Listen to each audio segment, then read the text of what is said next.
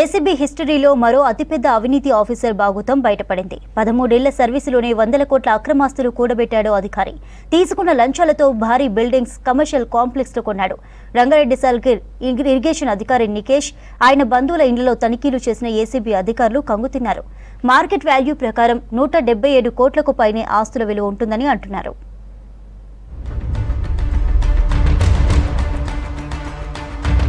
ACB దాడిలో ఓ అవినీతి తిమింగలం దొరికింది. ఇరిగేషన్ ఏఈఈ నికేష్ కుమార్ కు చెందిన భారీ అక్రమాస్తులు బయటపడ్డాయి. ఉద్యోగంలో చేరిన 10 ఏళ్లలోనే నికేష్ ఏకంగా 170 కోట్లకు పైగా ఆస్తులు కూడబెట్టినట్టు గుర్తించిన ఏసీబీ అధికారులు విస్తుపోయారు. ఆదాయానికి మించిన ఆస్తులున్నట్టు ఆరోపణలు రావడంతో రంగంలోకి దిగారు ACB officers. Irrigation assistant executive engineer Herur Nikesh Kumar ఇండ్లలో శనివారం ఏకకాలంలో దాడులు చేశారు. బండ్లగూడ జాగీర్ పెబిల్ సిటీలోని నికేష్ కుమార్ ఇండ్లతో పాటు మొత్తం 19 ప్రాంతాల్లోని ఆయన కుటుంబ సభ్యులు, బంధువుల ఇండ్లలో సోదాలు జరిపారు.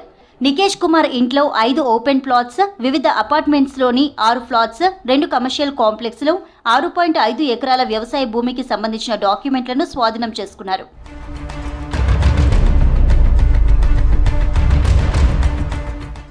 డాక్యుమెంట్స్ ప్రకారం వీటి విలువ 17.73 కోట్లుగా గుర్తించారు ఏసీబీ అధికారులు.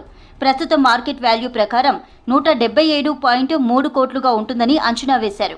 సోదాల తర్వాత ఏఈఈ నికేష్ కుమార్ ను ఏసీబీ అధికారులు అరెస్టు చేశారు. గతంలోనూ నికేష్ కుమార్ లంచం తీసుకుంటూ రెడ్ హ్యాండెడ్ గా పట్టుబడ్డాడు. ఈ కేసులో మే నెలలో జైలుకు కూడా వెళ్లారు. కేసు విచారణలో ఆదాయానికి మించిన ఆస్తులున్నట్టు గుర్తించిన ఏసీబీ దాడులు చేపట్టింది. ఏసీబీ వెలికి తీసిన ఆస్తుల్లో ముఖ్యంగా రియల్ ఎస్టేట్ వే ఎక్కువగా ఉన్నట్టు తెలుస్తోంది.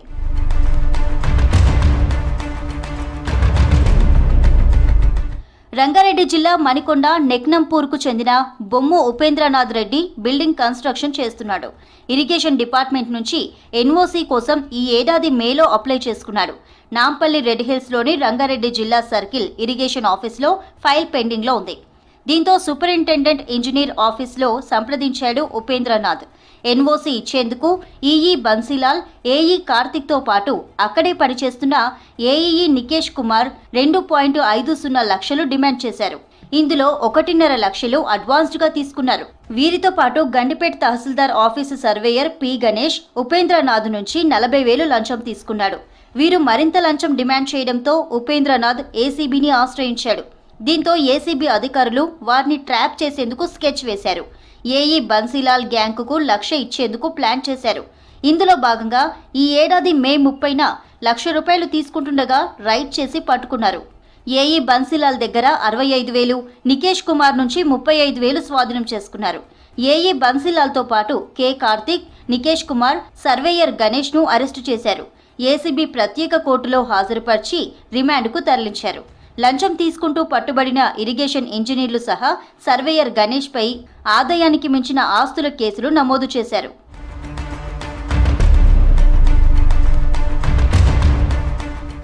నికేష్ కుమార్ 2013లో ఇరిగేషన్ శాఖలో ఏఈఈగా ఉద్యోగంలో జాయిన్ అయ్యారు. రాజేంద్రనగర్ నియోజకవర్గం సహా గ్రేటర్ హైదరాబాద్లోని రంగారెడ్డి సర్కిల్లో ఇరిగేషన్ విధులు నిర్వహించాడు. ఈ ఏడాది మే వరకు రెడ్ హిల్స్లోని సూపరింటెండెంట్ ఇంజనీర్ ఆఫీస్లో ఏడబ్ల్యూ సెక్షన్లో విధులు నిర్వర్తించాడు. గ్రేటర్ పరిధిలో నిర్మిస్తున్న భారీ బిల్డింగ్స్ సహా రియల్ ఎస్టేట్ వెంచర్స్కు ఇరిగేషన్ అనుమతులు తప్పనిసరి కావడంతో అవినీతికి స్కెచ్ వేశాడు. ఎన్ఓసీ ఇచ్చేందుకు executive engineer Bansilal, assistant engineer K కార్తిక్తో కలిసి భారీ లంచాలు వసూలు చేశాడు. ఇలా అతి తక్కువ టైంలోనే 170 కోట్లకు పైగా విలువ చేసే ఆస్తులను కూడబెట్టినట్టు ఏసీబీ దర్యాప్తులో గుర్తించారు.